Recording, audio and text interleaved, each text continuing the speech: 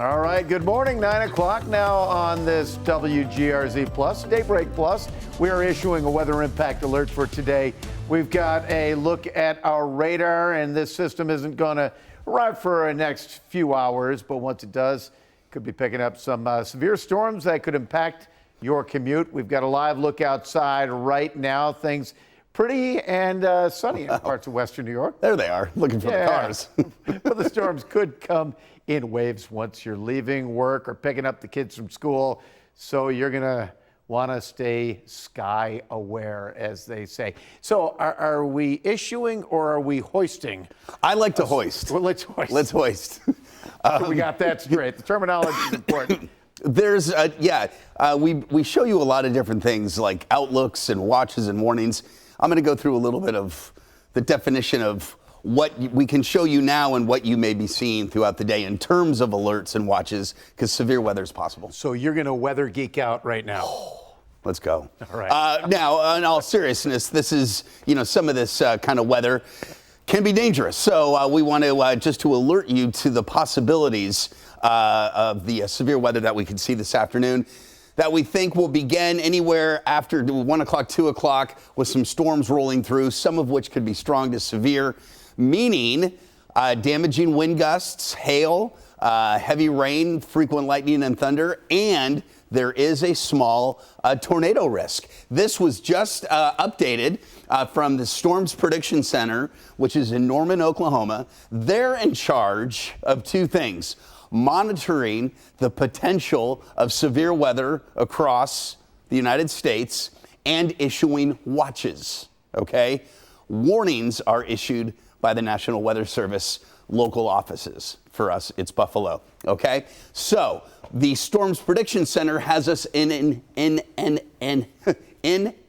enhanced risk of severe weather today. And that means gusty winds, very heavy rain, and hail. The risk is slightly less.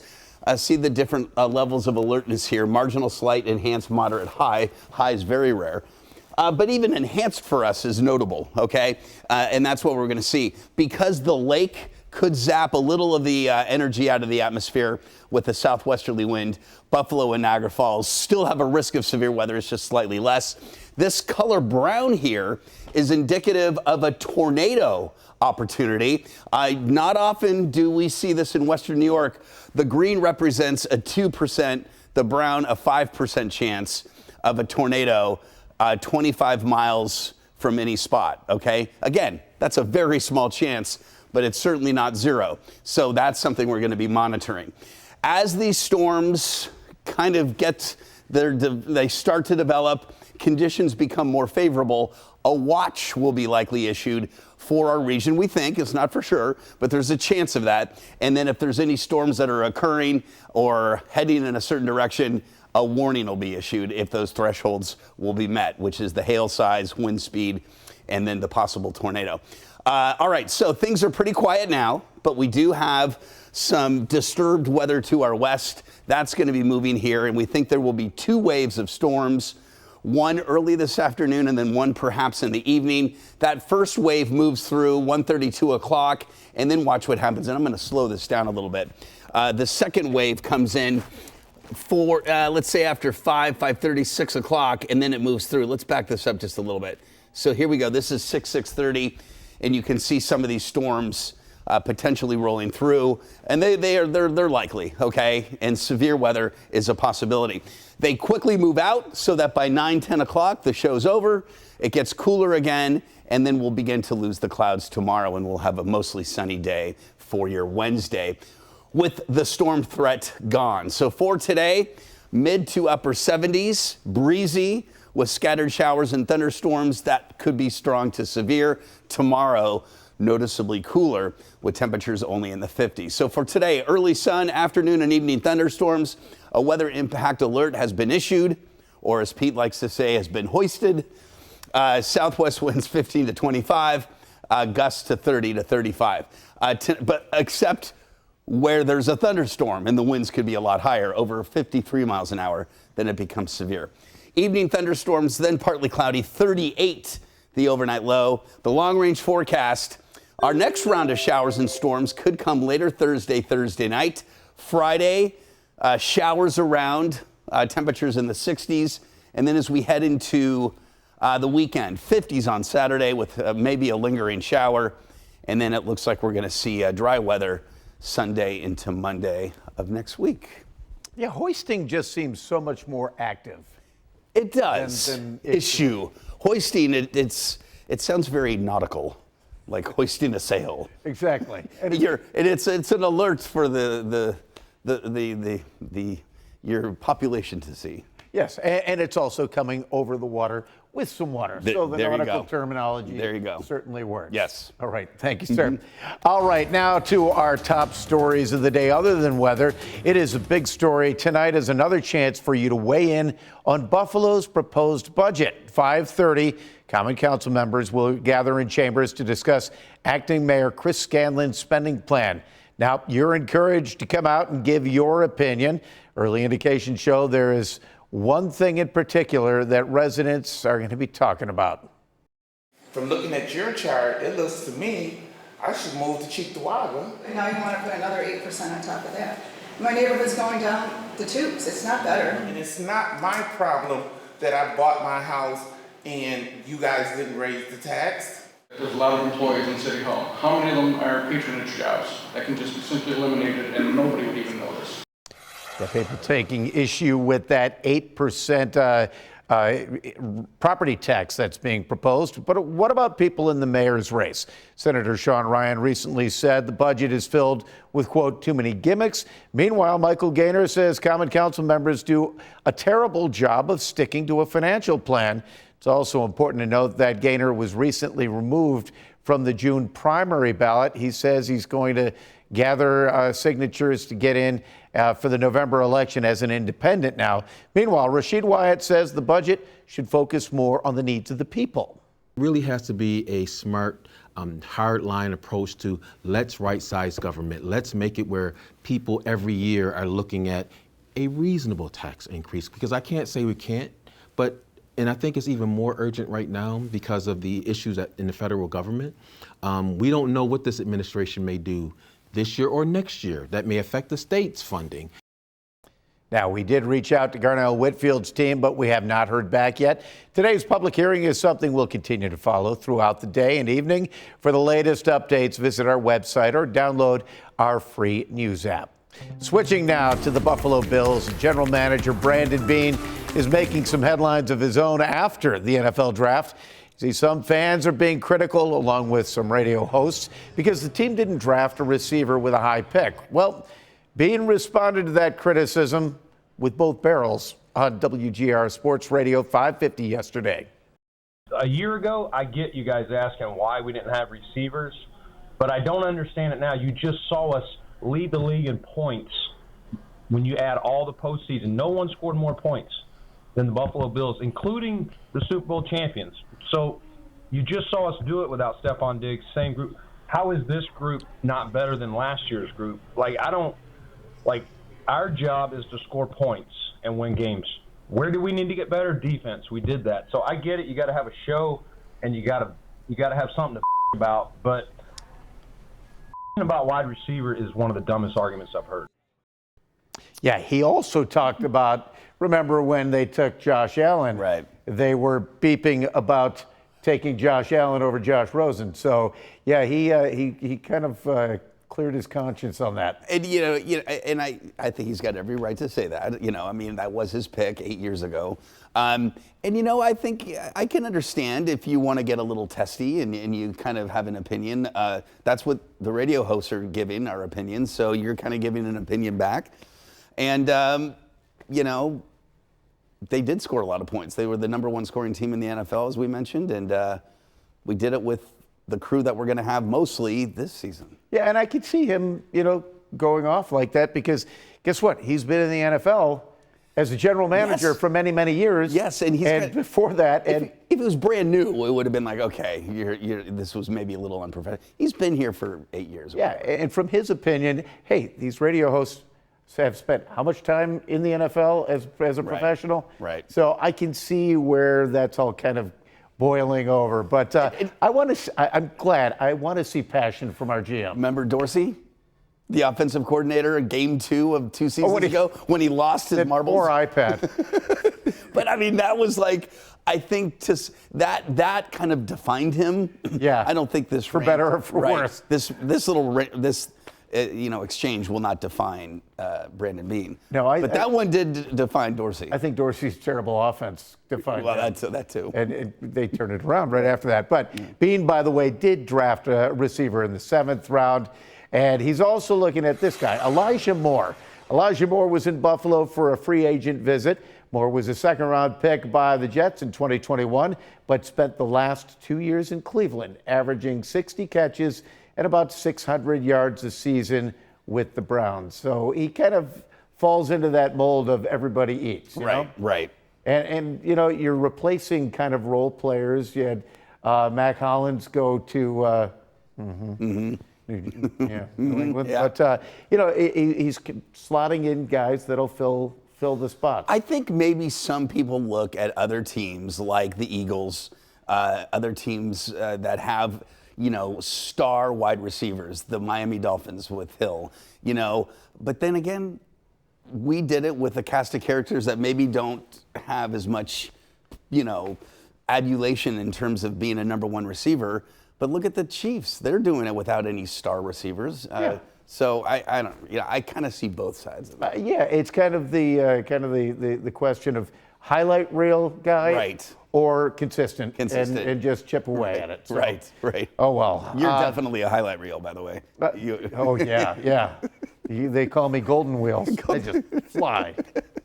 All right. Rusty wheels, maybe. Yeah, you know. there you go. All right. Well, get this. This is a cool story. We shared this on Daybreak this morning. A family on vacation in Florida was in the right place at the right time.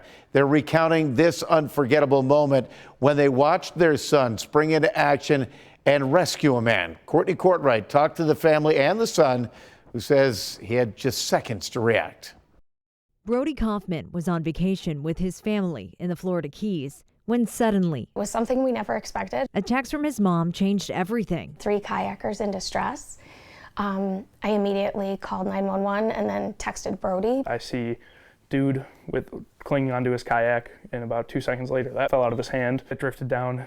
His buddies couldn't get back to him with the current, so then he started floating. That's when I really kind of just clicked in my head, I got to do something. The junior member of the Harris Hill Volunteer Fire Department quickly put his training to the test. Everything that I've seen, been through, and been taught, I kind of just put that all into my head and got me in the correct mindset to help this man. Brody knew he had to act fast. If I don't step in, he's going to get thrown out to sea with a life jacket that's too big. He would have been swept under with the current, and he wouldn't have had a chance. Surrounded by strangers and with his dad by his side, Brody became the one they all followed. Brody really said, hey, this is what we need to do, and he led the other fishermen, asked them to get ropes, so they went and got ropes, and then he really just took charge from there. I said, guys, we got to pull him up. He's not going to make it if he stays in the water if we keep dragging him. Through their quick action, they saved the man's life. He's always been a helper. He's always been the person that's going to go up to a stranger and introduce himself. So I knew that he wasn't going to be a wallflower in life. I had no idea he would do something this big, but I'm happy that he was there at the right time, the right place. I was doing my job. That's what I was trained to do. That's what I feel like my purpose here is. Answering the call for help. It's what he loves, and it was obvious the way he took control of the situation that this is what he's destined to do. It's what drives him every day. Great sense of pride that you feel. I mean, I saved another man, but I got to give credit to everybody else that was helping me. I mean, they're also the reason that this man is still alive. On your side, Courtney Courtwright, Channel 2 News. Yeah, and he wants to go into firefighting and rescuing people full time, and you know, I can see why. And He's got the talents already. Look at that. Yeah, and his community will be lucky to have him. For sure. No doubt. All right, well, stay with us. We're going to take a quick break right now.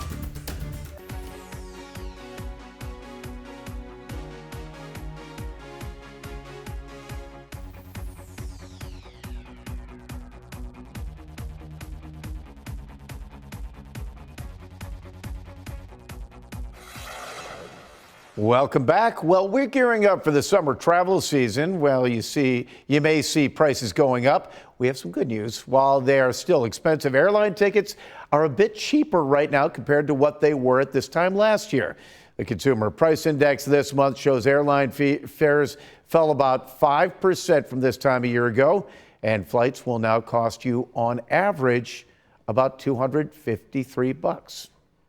All right, so are you flying anywhere this summer? No, I don't think so. Maybe I have in-laws in Texas, so we might be going there. So. All right, yeah, summer in Houston. That's fantastic. Maybe this is a way I get out of it. I don't have to go because I didn't update my license. Oh. Well, That's a great idea. You have a passport or not? I do. I have a passport. Oh, yeah. Well, I'll be going. Yeah. Oh, you'll be going. Houston in July is fantastic. Yeah. You're not getting out of that one. No, and it's in-laws. Your wife will say, okay, then we'll drive. Yes, exactly. Oh, I found my passport. All right. Well, this week we're starting out on an active note weather-wise, and it comes severe weather in other places as well. Oklahoma has been hit hard by heavy rain and flooding, and now an active system is on its way to here to western New York, or so says Patrick Hammer. Here's NBC's Adrienne Broaddus with more. Rising floodwater in Oklahoma threatening homes and sweeping cars off the road. Record rainfall forcing rescues, first responders using boats to bring neighbors to safety as officials urge some residents to evacuate.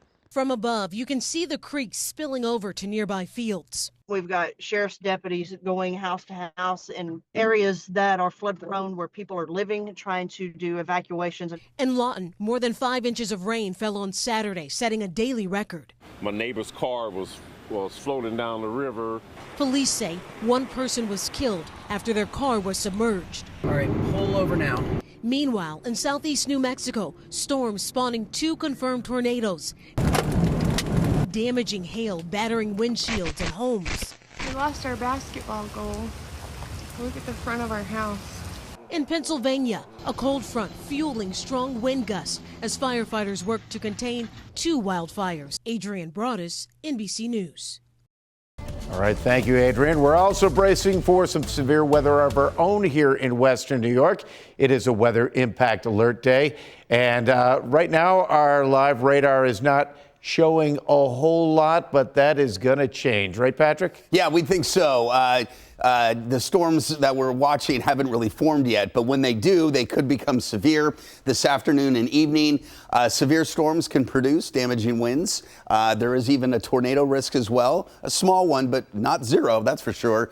So being weather aware, download our WGRZ app, and also right here on WGRZ+. We will have some continuing coverage into the afternoon of the impending storms that we do think will be here in a couple of hours. Nothing really showing up yet, but what you can't see is a front and an area of low pressure that will move into an area of unstable air, help produce thunderstorms that could quickly become severe again in a couple of rounds. Round number 1 early in the afternoon. And again, this kind of, I want to adjust this a little bit and show you the highlight right here. This is kind of a 1:30, 12:30, 1:30 time frame of round number 1. And then round number 2 comes in at like 6 to 8. Now, we have the timestamp on here. It's not always perfect, but it gives you an idea of what the simulation is picking up on. And that is 2 rounds, the second round coming in, possibly being stronger than the first. So that's something to watch. Also, how these 2 rounds interplay. There's an opportunity for the first round to kind of use up the atmospheric energy, okay? Not leaving much for the second round. However, if there's enough of a break, the atmosphere can recover and fuel the second round of storms. So that's something we're going to be watching. Then it begins to dry out tonight, tomorrow, noticeably cooler with temperatures only in the 50s after achieving the mid to upper 70s today, only 50s tomorrow. Again, I'll be here, Jen will be here, Dan will be here covering this weather situation, especially the 2 of them as we head into the afternoon, covering this weather impact alert day. For Thursday, another round of showers and thunderstorms. Later Thursday night into Friday, some showers lingering into Saturday. And then as we head into Sunday, Monday, it looks like a much quieter weather pattern potentially setting up for next week, Pete, with temperatures, though, not getting warming up next week as well. Oh, really? So next week looks nice. At this point, we're 10 days away. It's looking a little calmer than this week. But we need to get through today first. We do. All right. Well, here's something else to celebrate. The Maid of the Mist getting ready for its upcoming season. Starts May 1st, and the Maid shared these photos on social media saying both e-boats are in the water and the sea trails are continuing. All electric boats are named the James V. Glynn and the Nikola Tesla. So that's such a cool experience. If every Western New Yorker, it seems like the only time Western New Yorkers go to the falls and take in the attraction when you have guests from out of town. Right. But it is something that that everyone needs to go take in. It's and also really cool. the lower Niagara River. Jet boats. Oh, the jet boats are so fun. They are fun. I thought it was 3 times more interesting and fun than I thought it would be. It was so cool, the jet boats. Wow. I mean, I was like, it's like, oh my gosh, think of these rapids where we're going upstream and then these sharp turns and the water goes, I mean, there you go. I enjoyed it. And the lower Niagara River is such a force of nature too. I mean, that is, what is it, level 6 rapids? So it's beautiful. And I like the hand motion and the sound effects. All right, well, another new stadium is coming to the NFL, this time in our nation's capital. The Washington Commanders have agreed to a deal that'll see a new 65,000-seat stadium built on the site of their old home, RFK Stadium. The franchise left D.C. for Maryland in 1997 and abandoned RFK Stadium. Get this, it still is standing nearly 30 years later. This new $4 billion agreement still needs approval by the city council, but the goal is to open the stadium in the fall of 2030. So that stadium has just been sitting there dormant for 30 years? Now they're going to knock it down and put this up if they get approval, and they'll be putting in a dome. So it's 4 years after our stadium's going to open, so you don't have to worry about it stealing our thunder. Right. All right, well, a Grand Island High School grad was recognized with a Distinguished Alumni Award on Friday. This is Carlin Hartman. He's the associate head coach for the Florida Gators basketball team. And earlier this month, the Gators, of course, claimed their 3rd national championship in program history, but it is their first NCAA title in nearly 2 decades. This was already planned, so I mean, us winning the NCAA tournament, was just a little bit of extra on top of it. So, like I said, it's a blessing, it's an honor, and my roots are here, and I greatly appreciate the people of Grand Island. And it's so cool he came back. Hartman says every chance he has to come home is special, especially when it's for something like this. So have they recognized you at your high school yet? No, because the alumni have gone on to such great things, and then there's me. Hey, you've gone on to great things. I'm just kidding. My high school, I've been to reunions, but they have not really reached out to check on me. Yeah. Or ask for money. Yeah. Well, or ask for money. Yeah. They'll find you. They'll find you. Don't worry about it. Yes, and in my high school, we've got Jesse L. Martin. Yes. And you got Claudine Ewing. Wow. And then me. Do you know went to my high school? Steve Jobs' son. Really? Yeah, and Patty Hearst, if you know who she is. Yeah. I remember Patty Hearst. I'm old Hearst? enough. Yeah. Patty Hearst's second cousin, twice removed. Yeah. Brother-in-law went to my high school. Was a Gallivan. Yeah. That's it for Daybreak Plus. Have a great day, everyone.